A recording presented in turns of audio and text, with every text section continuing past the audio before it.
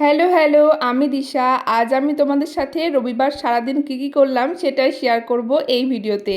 তো প্রথমেই সকাল সকাল ঘুম থেকে উঠে নিজের বিছানাটা গুছিয়ে নিয়েছি, আর বাইরে গিয়ে দেখছি টিপটিপ করে জল পড়ছে আর আকাশ জুড়ে মেঘ করেছে। অনেক দিন গরমের পর এই ওয়েদারটা দেখে বেশ ভালোই লাগলো। তার কারণ মা এক কাপ চা করে দিয়েছিল, সেটাই খেয়ে নিলাম। আর গিয়ে দেখি মায়ের পুজোও হয়ে গেছে, দেরি হয়ে গেছিলো আমার উঠতে। রবিবার যেহেতু একটু লেট করে ইচ্ছা করেই উঠেছিলাম। তারপর মা একটু ওটসের খিচুড়ি বানিয়েছে, সেটাই খেয়ে নিয়ে লেগে পড়লাম কাজে।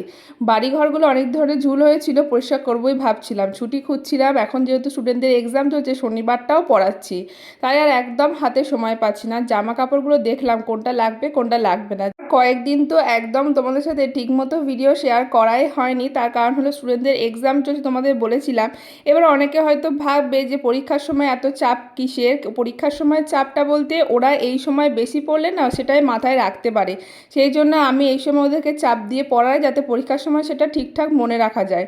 তো তারপর রান্নাঘরে গিয়ে দেখি মা আজকে মাংস রান্না করছে। মানে রবিবারে বাড়িতে থাকলে মাংস তো বাড়িতে হবে, আর এদিকে বাড়িতে মাংস হলে মা আমাকে কষা মাংস খেতে দেবেই, যে টেস্ট করে দেখতো কেমন হয়েছে। আর আমিও তাই 2 পিস নিয়ে নিলাম, খেয়ে দেখলাম কেমন হয়েছে। সত্যিই অসাধারণ খেতে হয়েছিল।